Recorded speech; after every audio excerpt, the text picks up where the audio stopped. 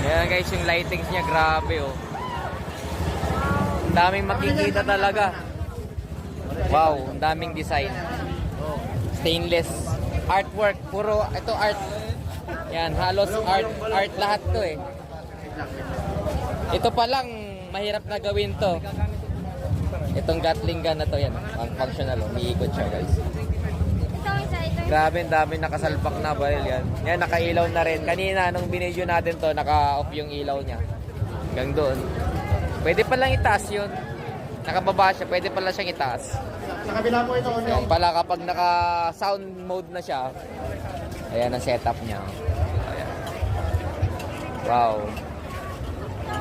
Mamaya abangan natin to kapag papatugtugin nila to. Wow, ganda.